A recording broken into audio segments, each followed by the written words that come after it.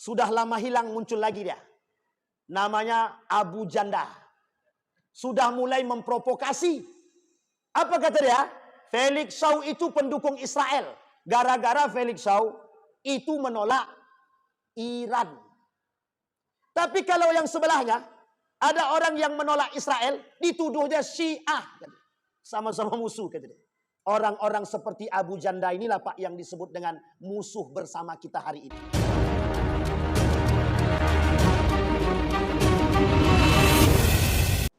Alhamdulillahi Rabbil Alamin. Alhamdulillahilladzi arsala rasulahu bil huda wa dinil haq liyudhhirahu 'ala ad-dini kullih wa kafa billahi syahida. Ashhadu an la ilaha illallah wahdahu la syarika lah wa ashhadu anna Muhammadan abduhu wa rasuluh la nabiyya ba'd. Allahumma salli wa sallim wa barik ala hadzal nabiyyil karim. Allahumma salli ala Muhammad wa ala ali Muhammad fil alamin innaka Hamidum Majid. Ya ayyuhan nasu taqu rabbakumul ladzi khalaqakum min nafsin wahidah wa khalaqa minha zawjaha wa batha minhuma rijalan katsiran wa nisaa'a wattaqullaha alladzi tasaaluna bihi wal arham innallaha kana 'alaikum raqiba.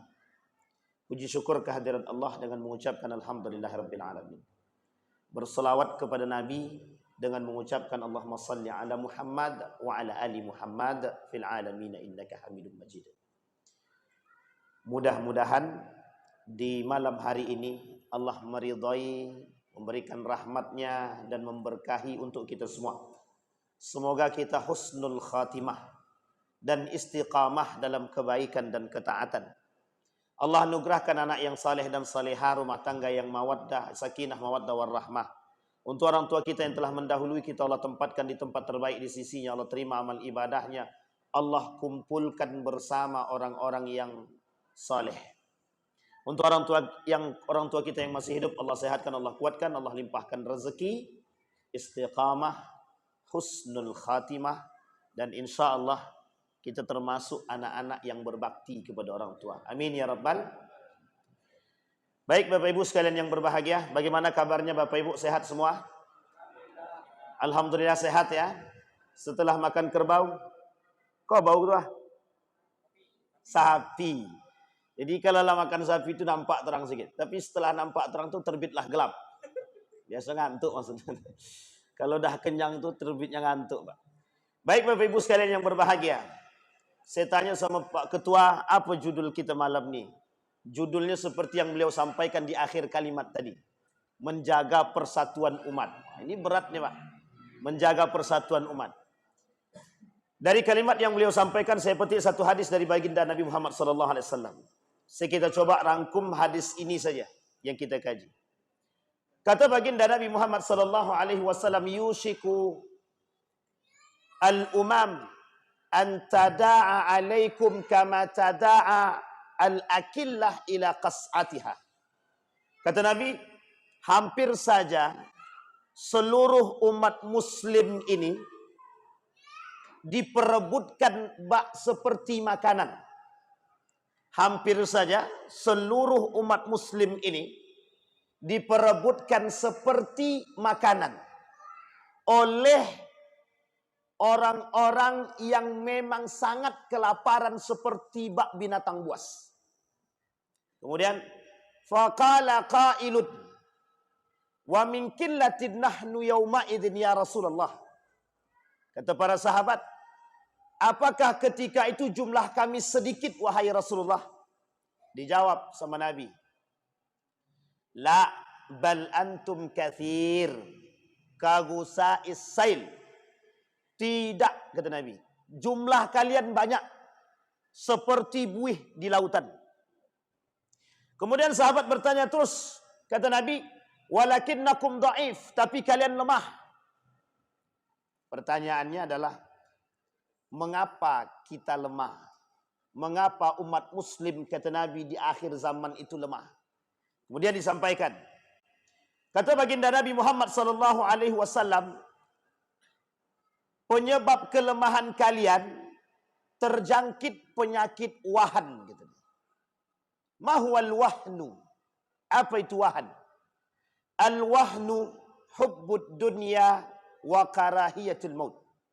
Kata Nabi, wahan itu cinta dunia dan benci dengan kematian. Sampai di sini bisa dipahami Bapak Ibu? Hadis pertama. Hadis yang kedua kata baginda Nabi Muhammad sallallahu alaihi wasallam.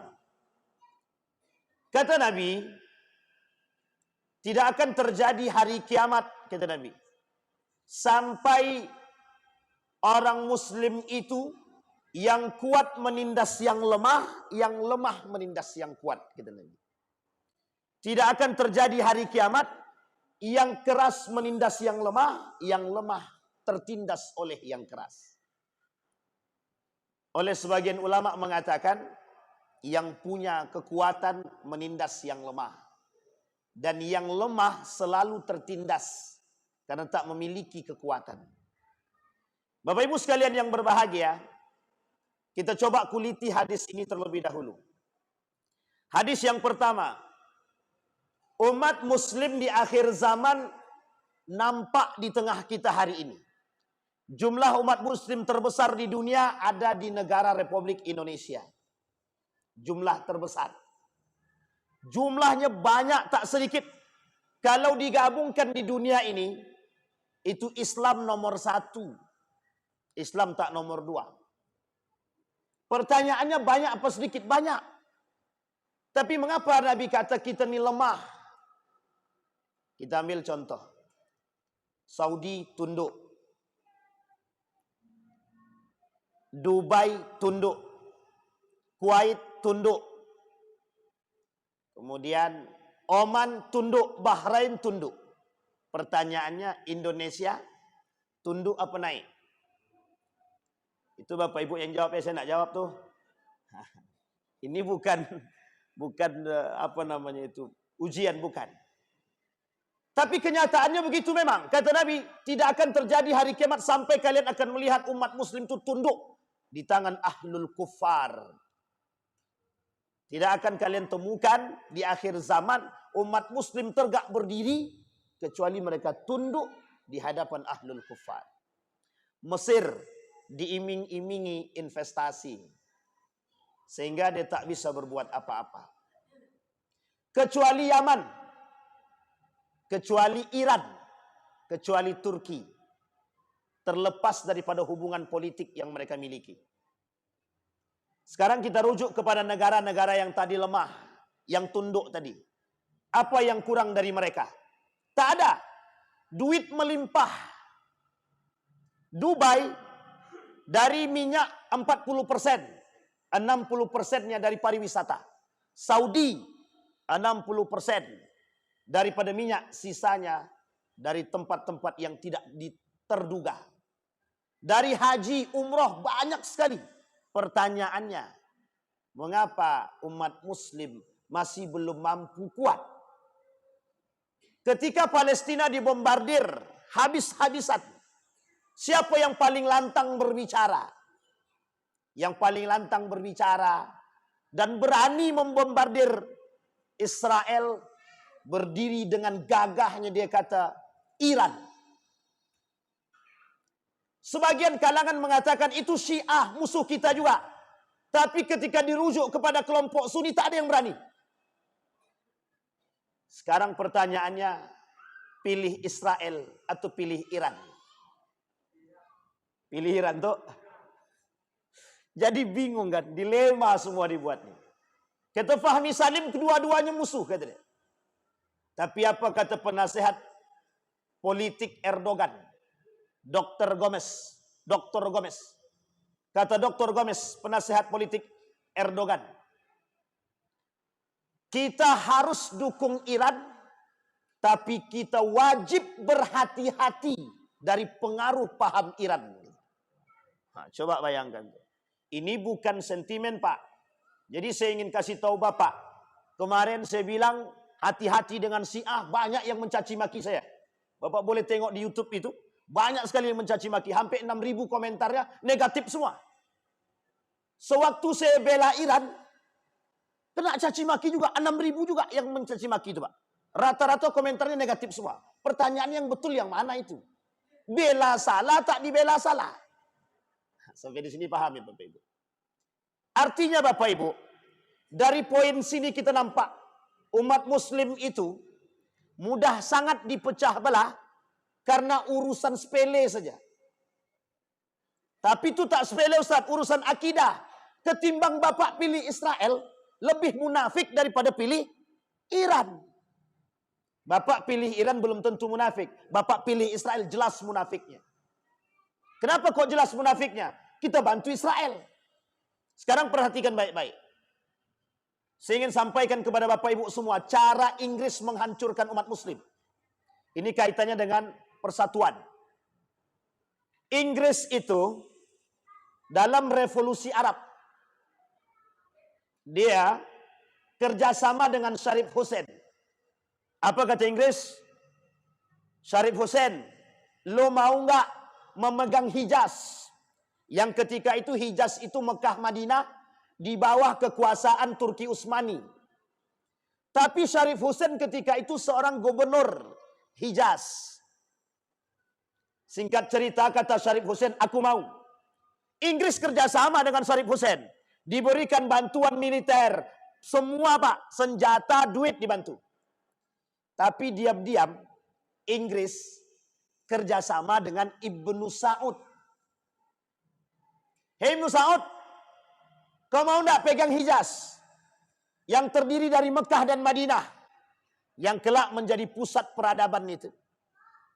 Kata Ibnu Saud, mau ambil daripada Sharif Hussein. Berkelahi Pak, gara-gara kekuasaan antara Ibnu Saud dengan Sharif Hussein. Sharif Hussein gubernur Hijaz. Ibnu Saud seorang pedagang Nejat. Muslim kedua-duanya. Hanya gara-gara Inggris berkelahi dia Pak. Satu. Sekarang yang kedua. Ada namanya Abdullah As-Sabah. Provokator handal pada masanya. Jadi Bapak Ibu ada satu hadis. Hadis itu sahih. Kata Nabi, Umar bin Khattab itu ibarat pintu. Ibarat pintu itu apa maksudnya? Kata Huzaifah ibn Yaman, atadruna man huwal bab? Tahu kalian siapa pintu yang dimaksud oleh Nabi? Tidak ada yang tahu Pak. Sahabat Nabi tidak ada yang tahu. Oleh Huzaifah dikata, huwa Umar bin Khattab. Dia Umar bin Khattab. Bapak Ibu, Umar meninggal dunia. Meninggal Umar, semua fitnah itu keluar bagaikan air dari keran. Bapak Ibu lihat keran yang sudah airnya menumpuk, tak keluar ketika ditutup. Ketika dibuka mengalir sederas mungkin. Begitulah fitnah yang terjadi setelah wafatnya Umar bin Khattab. Apa fitnah yang paling besar di tengah umat muslim ketika itu? Al-iftiraqu bainal muslimin. Perpecahan di tengah umat muslim. Kita lihat. Ini saya bicara sejarah saja. Utsman bin Affan naik sebagai khalifah. 6 tahun masa kepemimpinan Utsman dicintai oleh masyarakat. 6 tahun terakhir masa akhir kepemimpinan, propaganda, provokasi, fitnah, semua muncul untuk Utsman bin Affan. Apa fitnah yang paling berbahaya bagi Utsman bin Affan? Dituduh membuat Al-Quran. Apa kata para mereka? Utsman itu sudah menghapus ayat-ayat Al-Quran demi kepentingan politik dia. Sehingga tuduhan Utsman itu banyak. Korupsi, nepotisme, mendudukkan keluarga di posisi-posisi penting. Nah, coba bayangkan. Sehingga apa yang terjadi? Abdullah bin Sabah melakukan provokasi terhadap umat muslim, terutama umat muslim yang ada di Mesir. Apa provokasinya? Yang tadi saya sampaikan. Ini nanti Bapak Ibu tarik saja benang merahnya ke keadaan kita hari ini. Singkat cerita Bapak Ibu sekalian yang berbahagia, Utsman bin Affan di demo. Beliau sedang baca Quran dalam rumah dia di Madinah. Sedang baca Quran, selesai beliau baca Quran, Al-Quran masih di dada, masuk 6 orang yang membunuh Utsman ibn Affan. Satu persatu dia masuk. Masuk yang pertama dicekik lehernya, Pak. Pingsan Utsman ibn Affan. Dikira mati, keluar dia. Masuk yang kedua, ditikamnya Utsman ibn Affan 6 kali tikaman dengan menyebut, "Ya Allah, aku serahkan tubuh Utsman kepadamu." Sampai di sini bisa dipahami. Bisa Bapak Ibu lihat kalimat pentingnya. Ya Allah, aku serahkan tubuhnya Utsman kepada engkau. Masuk ajudan Utsman, masuk orang ketiga. Ajudan Utsman membunuh orang yang kedua. Orang yang ketiga membunuh ajudan Utsman. Datang istri Utsman ibn Affan, mengambil badan daripada sang suami, dipatahkan oleh orang ketiga tangan istri Utsman ibn Affan. Masuk orang keempat, kelima dan keenam, mereka bertakbir kepada Allah, Allahu Akbar, untuk membunuh Utsman. Pertanyaannya, Muslimkah yang bunuh? Muslim. Dengan ucapan apa mereka bunuh? Allahu Akbar. Sampai di sini paham? Disinilah letaknya provokasi pertama di muka bumi dalam Islam, perpecahan umat Muslim mulai dari saat itu sampai hari ini dan sampai hari kiamat, sampai datangnya Imam Mahdi wa nuzulu Isa alaihissalam.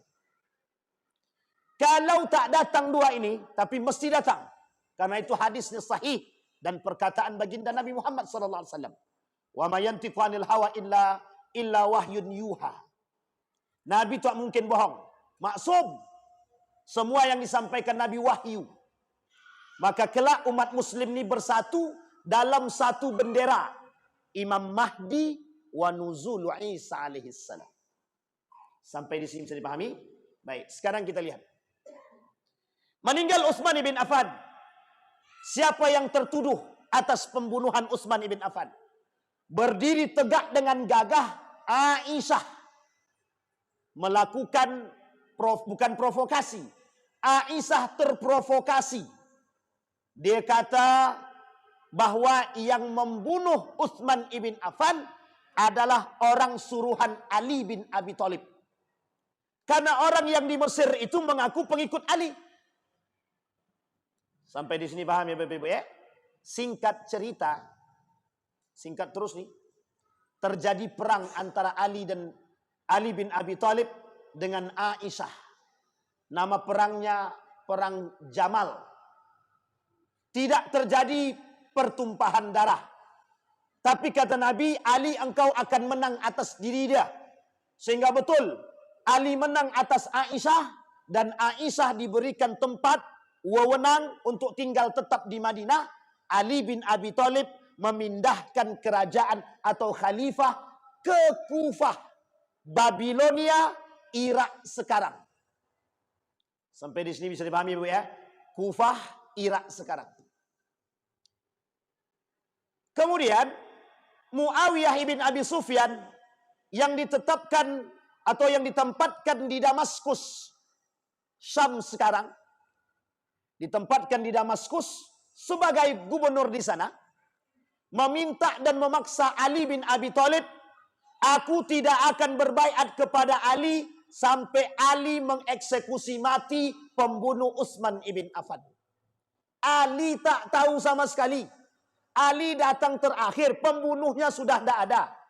Kemana Ali mau cari tahu? Orang yang melihat tak nampak, semua pengkhianat, pendusta. Ali tak bisa katakan. Apa kata Muawiyah? Aku tak mau tahu, pokoknya cari dan eksekusi mati. Coba bayangkan Pak. Jadi Ali bin Abi Thalib itu posisinya sangat dilema dan sangat sulit.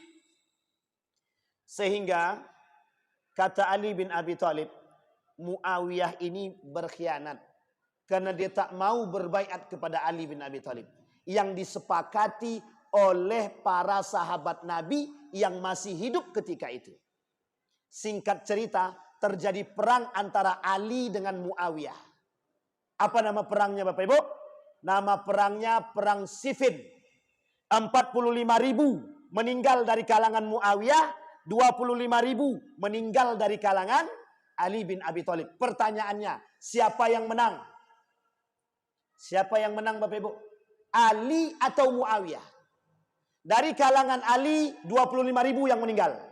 Dari kalangan Muawiyah 45.000 yang meninggal. Yang menang yang mana? Ali bin Abi Thalib. Pertanyaannya, selesaikah sampai di situ? Tidak. Kata Muawiyah, aku ini mesti kalah. Oleh Muawiyah diambil tombak, diambil Al-Quran, diikatlah Al-Quran di situ, diangkat sebagai bentuk arbitrase at-tahkim, perdamaian. Hasil negosiasi antara pihak Ali dengan pihaknya Muawiyah, termasuk negosiatornya adalah Abu Musa al-As'ari. Bapak Ibu, 45.000 tambah 25.000, berapa jumlahnya? 70.000. Pertanyaannya, mati sia-sia atau mati betulan? Mati betulan Pak, tapi sia-sia matinya Pak. Kenapa kok sia-sia? Mereka berkelahi sesama muslim Pak, sesama muslim. Hanya karena provokasi Abdullah bin Sabah. Coba bayangkan. Sekarang umat muslim dibuat begitu. Diprovokasi agar kita berkelahi.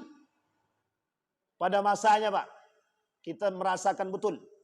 Umat muslim ini diadu domba betul. Antara satu dengan yang lain. Muhammadiyah, NU, Persis, dan lain sebagainya. Berkelahi kita di situ. Pokoknya aku tak akan masuk masjid itu. Itu masjid Muhammadiyah. Tak sejalan dengan akidah aku. Pokoknya aku tak mau masuk masjid itu. Masjid itu NU. Selalu pakai kunut. Bid'ah. Habis. Berkelahi. Cuma gara-gara kunut kita berkelahi. Rupanya dua-duanya tak solat subuh. Apa lebih tak parah tu lagi? Aku tak akan datang. Dia ada kendurian. Aku tak akan datang. Dua-duanya tak makan. Tanggung lapar sekali. Sampai di sini paham Pak? Hanya karena persoalan furu'iyah. Tapi Bapak Ibu, itu bahasa kita yang furu'iyah. Tapi bahasanya orang barat tidak furu'iyah. Itu kerjaan orang barat Pak. Untuk menghancurkan kita, biar kita lemah. Biar kita berpecah belah. Dulu. Nanti kita lihat. Siapa antek-anteknya orang-orang orientalis itu di tengah kita. Nanti dapat tuh Pak. Nampak sekali. Singkat cerita Bapak Ibu. Berkelahi Ali dengan Muawiyah. Menang Ali. Terjadi perdamaian. Tapi kekhalifahan belum diberikan kepada Muawiyah. Balik Ali ke Kufah. Muawiyah pun balik ke Syam, Damaskus. Di tengah perjalanan ini cikal bakal keluarnya aliran sesat. Yang disebut dengan Syiah dan Khawarij. Syiah menganggap diri dia betul. Pokoknya selain daripada Syiah, itu sesat. Berarti kita ini sesat.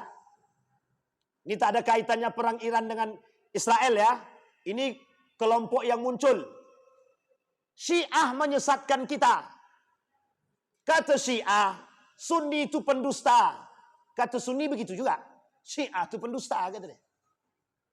Tapi Bapak Ibu, Syiah pernah berjaya pada masanya oleh dinasti Safawiyah yang kelak menjadi dinasti yang berkhianat kepada Turki Utsmani.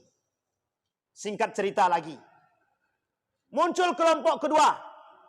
Namanya Khawarij yang membunuh siapapun yang tak sejalan dengan mereka. Dulu benih-benih pemikiran Khawarij ini sampai ke Indonesia. Bapak Ibu mungkin pernah dengar yang sudah tua-tua. Ada namanya DII-TII. Tahu DII-TII? Daulah Islam Indonesia. Itu dulu yang masuk DII, keluar daripada TII, kalau tak sejalan, pokoknya tembak. Bashar Assad, pimpinan Suriah pada masanya, mewajibkan militer kepada anak muda. Setelah mereka wajib militer, tidak ada kewajiban solat bagi para militer. Sesat apa tidak? Basar Asad Syiah.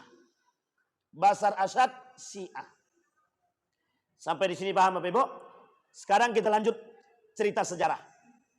Terjadi perpecahan di kalangan umat muslim. Yang berantem siapa? Umat muslim dengan muslim. Tak ada orang lain, tak ada. Kemudian Ali balik ke Kufah. Kemudian terjadi perang selanjutnya. Sebelum Ali ingin memerangi Muawiyah kembali, terjadi perang selanjutnya dengan perangnya kaum Khawarij yang dikenal dalam sejarah perang Nahrawan. Nah, nanti kapan-kapan Bapak Ibu minta sama ketua untuk kaji itu perang-perang yang saya sebut tadi. Itu cikal bakal kelompok sesat di muka bumi ini yang berdampak negatif sampai akhir zaman. Dan itu bahaya, sangat bahaya. Singkat cerita Bapak Ibu, umat muslim terpecah belah di sini. Disinilah mulai cikal bakal pertama umat muslim terpecah belah. Maka lahir kelompok ketiga dari hal yang serupa, nama kelompok itu Murji'ah. Siapa Murji'ah itu? Yang menganggap dosa besar itu sepele, tidak dosa besar, tergantung pada hati dia.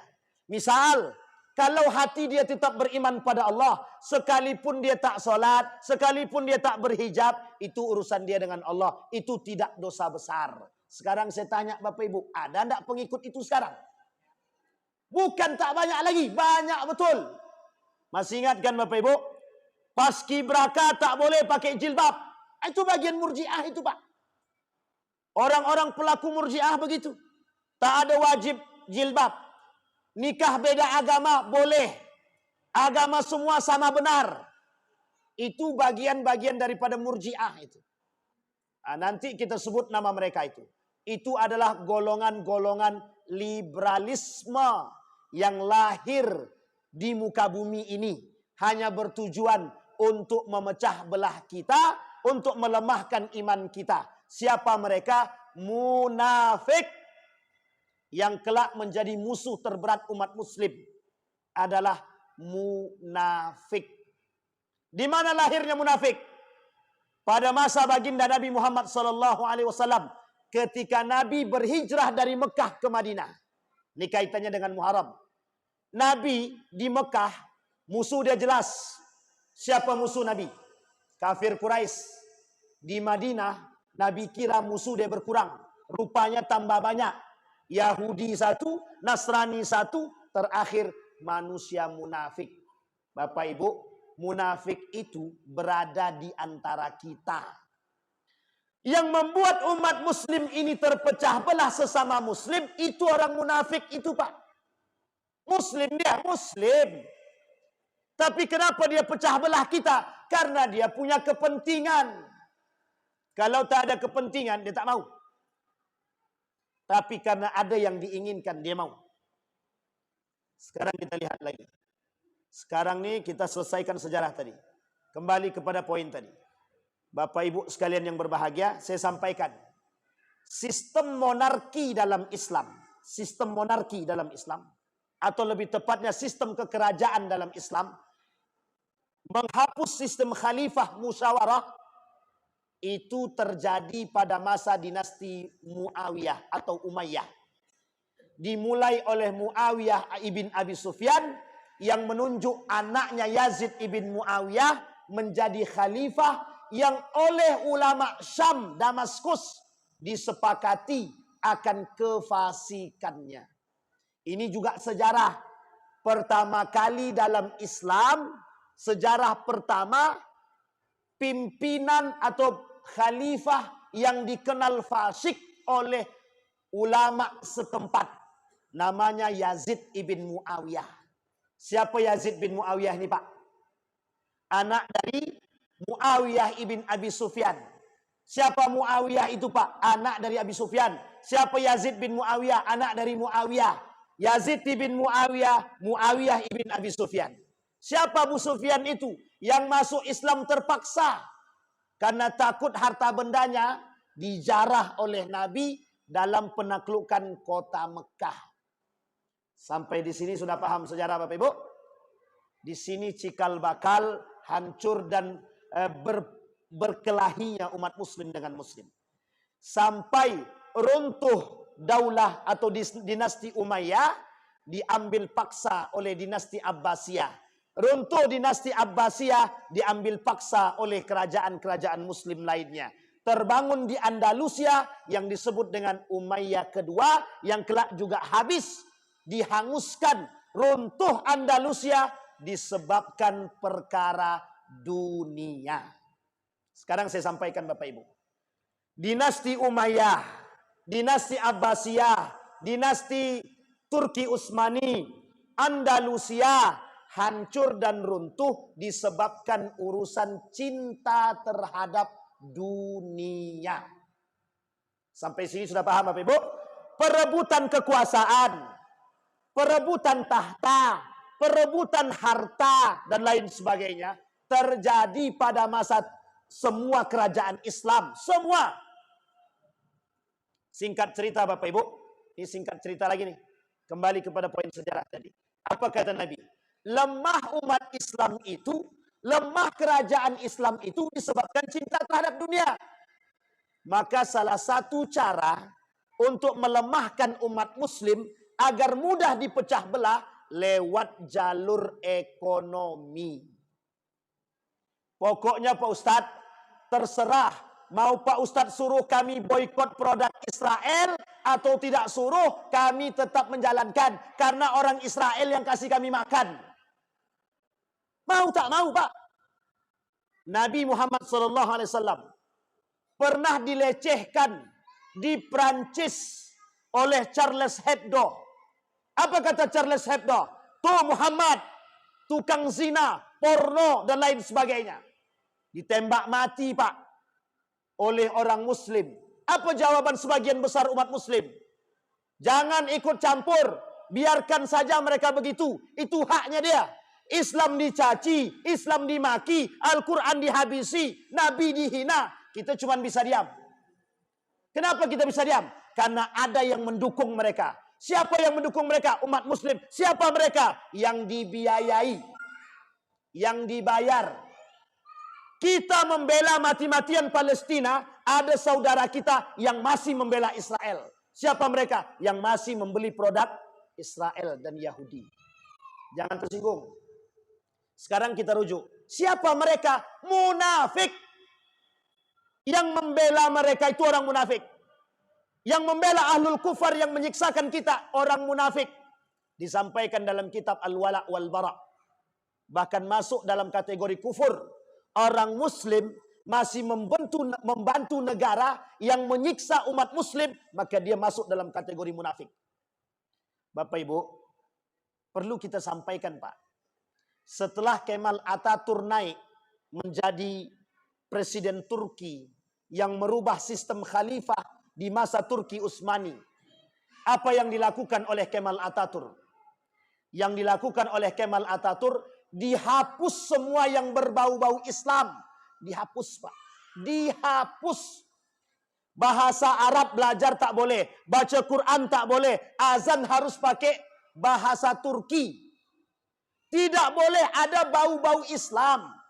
2017 saya keluar dari universitas, salah satu universitas, mengambil gelar S2. Tidak boleh lagi ketika itu menggunakan gelar yang ada Islamnya di belakang. Tidak boleh. Itu masuk dalam ranah radikalisme. Tidak boleh bawa Islam-Islam. Tidak ada lagi pendidikan agama Islam. Tidak ada lagi ekonomi Islam. Sampai hari ini Bapak Ibu temukan itu. Dimulai pada masa tahun 2017. Tidak boleh ada urusan Islam-Islam di belakang. Nanti umat yang lain juga sama Pak. Dia buatnya sarjana ekonomi Kristen, kata dia. Itu bahasa mereka. Bapak Ibu harus paham. Siapa orang yang mengusung paham-paham seperti ini? Liberal. Siapa mereka? Munafik. Siapa mereka yang kerjasama dengan orientalis untuk mendapatkan PT? Mereka rela merubah akidah dan merusak kita, dan kita berantem di tengah kita Pak. Sampai di sini bisa dipahami. Sekarang kita lihat dampak daripada perpecahan kita. Ini sebagian sejarah daripada apa yang saya sampaikan. Sekarang kita lihat Apa dampak perpecahan umat muslim? Dampak perpecahan umat muslim satu, umat muslim lemah selemah-lemahnya. Yang kedua, hilangnya perhatian muslim sesama muslim. Apa kata Syekh Hasim Al-As'ari dalam kitab Risalah Ahlus Sunnah wal Jamaah? Di hadis, ada 30 hadis tentang tanda datangnya akhir zaman. Beliau bilang begini, poin pertama, tanda kiamat itu, hilangnya perhatian muslim terhadap muslim. Padahal, umat muslim terhadap muslim itu punya kewajiban. Hakul muslim alal muslim sittun.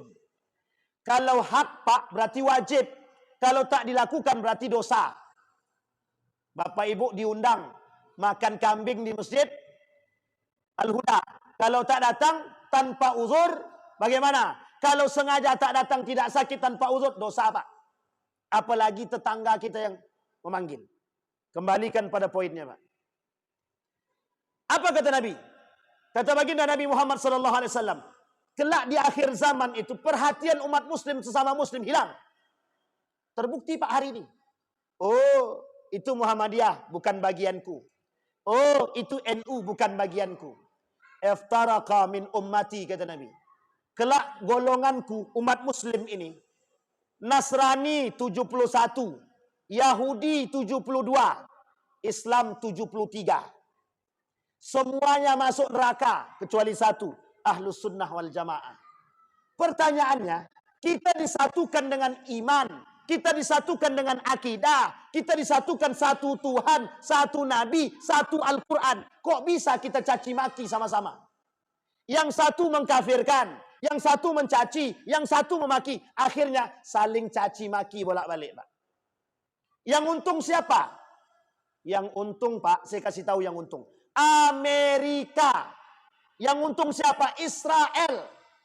Perhatikan kalimat ini, Pak. Tidak ada satupun negara manapun yang mau berjihad ketika fatwa jihad internasional dikumandangkan. Siapa yang mau pergi jihad? Tak ada, Pak. Apa aturan negara masing-masing? Kami melarang setiap warga kami berjihad. Dua negara pertama kali yang menolak jihad, fatwa jihad tersebut, Saudi, Mesir. Pertanyaannya, sedang mau disatukan, tiba-tiba datang yang melemahkan. Uniknya yang melemahkan orang muslim itu sendiri. Coba bayangkan.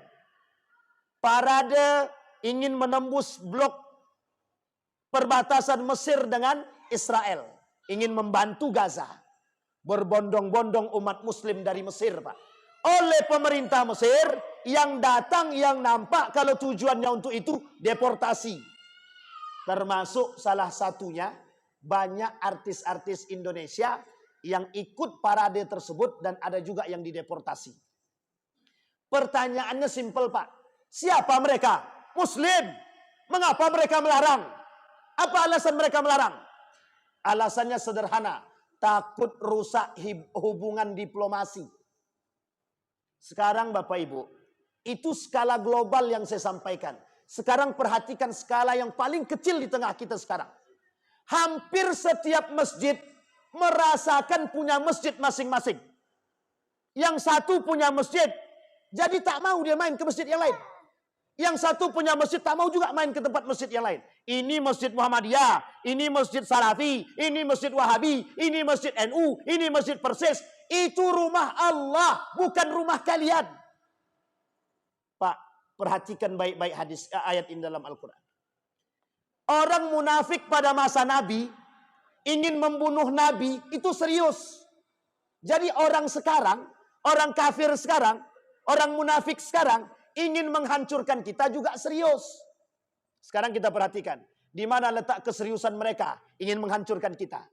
Mereka, Pak, pada masa baginda Nabi Muhammad masih hidup, dibangun masjid namanya Masjid Dirar. Tahu Bapak Ibu Masjid Dirar? Diabadikan oleh Allah dalam Al-Quran. Nabi pergi perang Tabuk. Dalam perang Tabuk itu, ketika balik dari perang Tabuk, apa kata Allah sama Nabi? Nanti balik, hancurkan masjid itu. Ada masjid namanya Masjid Dirar. Tahu Bapak Ibu yang bangun siapa? Kaum munafik yang masuk Islam. Abu Ubaid bin Salul. Gembongnya munafik ketika itu. Masuk Islam tujuannya ingin menghancurkan Nabi. Dibangunlah Masjid Dirar. Diminta Nabi untuk meresmikan masjid tersebut. Kalau nanti Nabi masuk masjid ini, kita bunuh. Cuma dia lupa. Nabi ini Nabi. Ada Allah. Pulang Nabi dari perang Tabuk. Kemudian kata Nabi, hancurkan masjid itu. Dihancurkan Pak. 500 meter dari Masjid Kuba. Di depan Masjid Kuba, 500 meter di depannya itu. Ada masjid dinamakan Masjid Dirar. Sudah dihancurkan. Tujuan masjid itu dibangun hanya untuk memecah belah umat muslim dan membunuh baginda Nabi Muhammad SAW. Pertanyaan saya, ada enggak sekarang begitu? Ada enggak sekarang begitu? Yang membangun masjid untuk memecah belah umat. Kalau ada, beda tipis dengan Masjid Dirar. Sampai di sini paham Bapak Ibu? Harus kita pahami. Jadi Bapak Ibu sekalian yang berbahagia, betapa beratnya kita ketika ingin mengangkat persatuan, ternyata yang merusak bukan dari jauh. Belakang kita sendiri Pak. Siapa mereka? Munafik. Maka Bapak Ibu sekalian yang berbahagia. Inti poin sebelum kita tutup. Inti poin sebelum kita tutup. Allah bilang dalam Al-Quran, wa'tasimu bihablillah. Ingat kalimat ini Pak. Wa'tasimu bihablillah. Kita diperintahkan menyambung silaturahim itu karena Allah. Kita diperintahkan bersatu itu karena Allah. Kita diperintahkan menegur saudara kita karena Allah. Perhatikan kalimat ini kata Nabi. Kelak di akhir zaman, la taqumus sa'ah hatta yusallimu ala man arafa wa la yusallim ala man araf. Man la ya'rif. Kelak akan terjadi di akhir zaman kata Nabi, orang hanya memberikan salam kepada yang dia kenal dan yang tidak dia kenal dia tak mau salam. Oleh para ulama diterjemahkan. Apa maksudnya? Kata para ulama, kelak banyak orang-orang yang hanya menegur golongan dia tak mau tegur golongan yang lain. Dan itu disampaikan Pak. Itu kita alami hari ini. Betapa mudahnya umat muslim hari ini dipecah belah Pak. Karena urusan sepele. Padahal, kata Yusuf Al-Qardawi, mbok tengok baik-baik. Tuhannya sama. Nabinya sama. Al-Qurannya sama. Apa yang membuat kita berpecah belah? Perhatikan hadis Nabi. Kata Nabi, akan muncul suatu masa nanti, kata Nabi, manusia yaqra'ul Quran hatta fi unuq. Yaqra'unal Quran hatta fi unuq. Mereka cuman baca Quran cuman sampai di tenggorokan. Yang membuat kita hancur, yang merusak kita, yang mencaci maki kita, yang memecah kita bukan hanya dari golongan luar, tapi umat muslim. Siapa mereka? Yang membaca Al-Quran cuman sampai di tenggorokan. Artinya apa? Tidak paham makna Al-Quran. Kalimat terakhir dari Nabi. Sebenarnya bukan terakhir, panjang Pak. Tapi saya ambil intinya aja. Kata Nabi, inna munafiqi ummati qurra. Kelak di akhir zaman, banyak dari umatku yang hafal Quran tapi munafik. Jangan salahkan saya. Salahkan yang ngomong kalau berani. Mesti tak berani kan? Karena yang ngomong baginda Nabi. Kata Nabi, kelak banyak orang-orang yang hafal Quran. Mengerti Al-Quran. Tapi dia munafik. Maksudnya apa? Yashtaruna bi ayati thamanan qalila. Banyak orang-orang dengan agama yang dia miliki kelak. Mereka menjual agama demi kepentingan pribadi mereka sendiri. Artinya apa? Kita dipecah belah oleh mereka. Kita sudah bersatu. Nanti ada tukang hasut. Jangan kau percaya kepada ustadz itu lagi. Percaya aja kepada ustadz kami. Satu sana begitu juga. Jangan kau percaya kepada ustadz itu lagi. Percaya saja kepada ustadz kami. Pertanyaannya, tak bisakah kita bersama? Sudah jelas musuh kita Syiah. Sudah jelas musuh kita orang kafir. Kok mau ditambah lagi musuhnya itu? Sampai di sini paham Bapak Ibu? Kita ambil contoh paling sederhana. Yang paling sederhana. Dilematis sikapnya orang mukmin hari ini terhadap antara membela Israel ataupun Iran. Nggak perlu dilema Pak. Ini adalah cara mereka agar kita berpecah belah.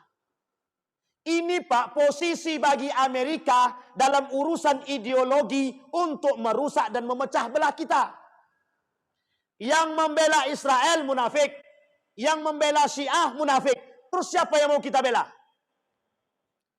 Ketika Israel dibombardir, ketika Palestina dibombardir oleh Israel, mana negara-negara Sunni yang berani? Tidak ada selain daripada Yaman.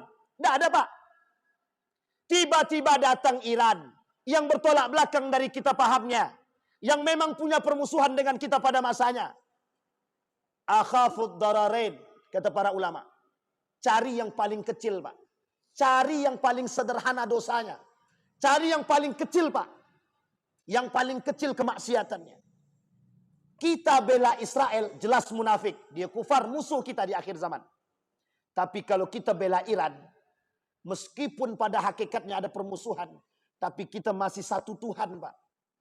Syiah, Iran, masih yakin bahwa Allah dan baginda Nabi Muhammad SAW masih bersyahadat. Hanya saja ada tambahan. Ini poin penting Pak. Datang kelompok liberalisme. Apa kata liberalisme? Yang membela Iran berarti dia Syiah. Itu musuh negara kita. Hancurkan. Yang membela Israel. Nah, ini sama Pak. Jadi ini sekarang saya sampaikan namanya langsung. Boleh kan? Boleh aja kan? Ini Bapak Ibu boleh cek. Live streaming ya? Tidak apa-apa lah. Biarin aja lah. Saya sebutkan namanya langsung. Muncul, sudah lama hilang, muncul lagi dia. Namanya Abu Janda. Sudah mulai memprovokasi. Apa kata dia? Felix Shaw itu pendukung Israel. Gara-gara Felix Shaw itu menolak Iran. Tapi kalau yang sebelahnya, ada orang yang menolak Israel, dituduhnya Syiah. Sama-sama musuh, kata dia. Orang-orang seperti Abu Janda inilah Pak yang disebut dengan musuh bersama kita hari ini. Dia Muslim, tapi jadi musuh kita hari ini Pak. Kenapa? Munafik Pak. Dia hasut orang lain untuk mengatakan demikian. Sekarang pertanyaannya adalah, kita rujuk sejarah Pak. Yang bunuh Ali bin Abi Thalib hafal Quran Pak. Yang bunuh Utsman paham Quran Pak. Yang membunuh Al-Hasan paham Al-Quran. Yang membunuh Al-Husain apa tak lagi Pak. Yang membunuh Umar bin Khattab paham Quran. Pertanyaannya, betul apa tidak perkataan Nabi tadi? Orang munafik dari golonganku kelak qurra, kata Nabi. Uniknya, kita hari ini semua mengatasnamakan agama, tapi semua bercampur aduk, semuanya sesat dan menyesatkan. Maka Bapak Ibu sekalian yang berbahagia, apa kata Syekh Hashim Al-Asy'ari? Berpegang teguh pada akidah yang baik itu wajib. Wajib sangat. Memperteguhkan iman di akhir zaman sangat wajib. Bahkan umat muslim di akhir zaman itu bak memegang bara api, kata Nabi. Saking sulitnya hidup. Kita sekarang Pak. Sulit bagi kita untuk hidup sekarang. Yang salah tak nampak salah dia. Yang betul tak nampak salah betul dia. Tak nampak betulnya. Salah dibenarkan, yang benar disalahkan. Pengkhianat dianggap jujur, yang jujur dianggap pengkhianat. Kita tak jelas sekarang. Maka poin pentingnya adalah, di mana letak umat mukmin hari ini. Saya tak berbicara muslim Pak, tapi saya berbicara mukmin. Karena yang bisa kita sandarkan di akhir zaman, iman, hati, dan ilmu. 3. Iman, ilmu, dan hati. Kemana kita letakkan hati kita? Kalau kita umat muslim mau bersatu, maka kedepankan iman, kedepankan ilmu, kedepankan hati. Kalau kita kedepankan nafsu, kalau kita kedepankan asabiyah. Asabiyah itu fanatik, fanatisme.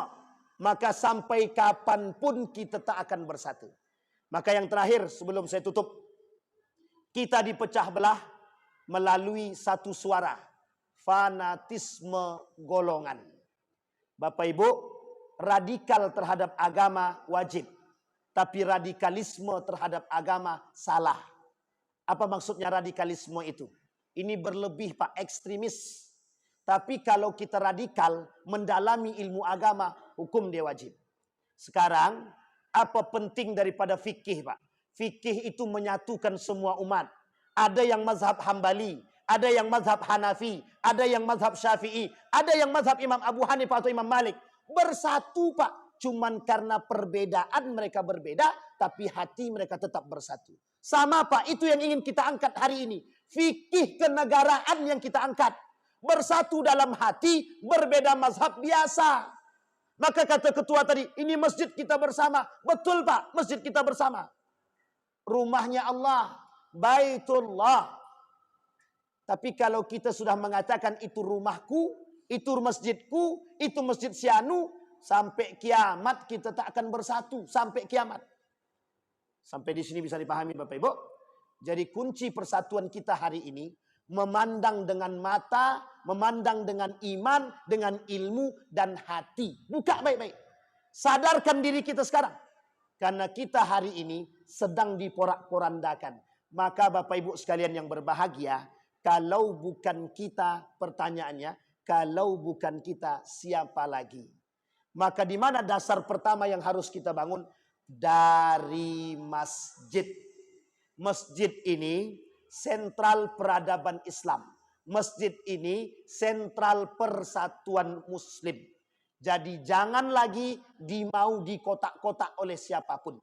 Kalau ada orang yang datang mengkotak-kotakkan kita, mohon maaf.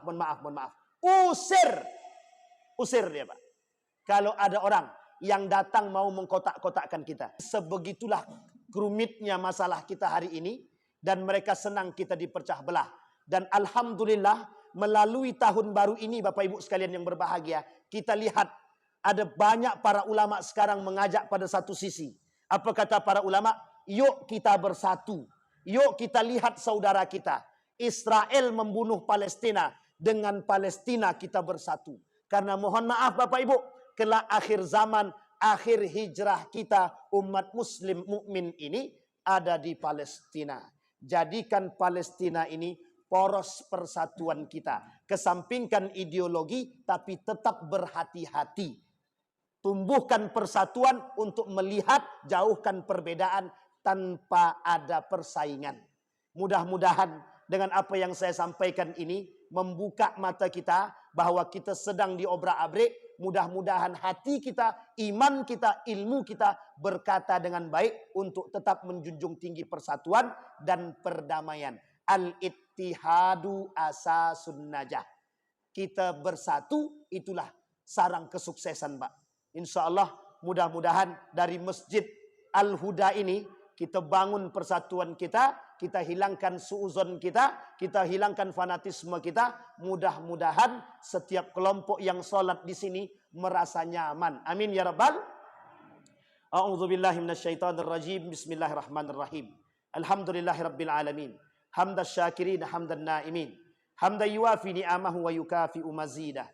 Ya Rabbana lakal hamdu kama yanbaghi li jalali wajhikal karim wa azim sultanik.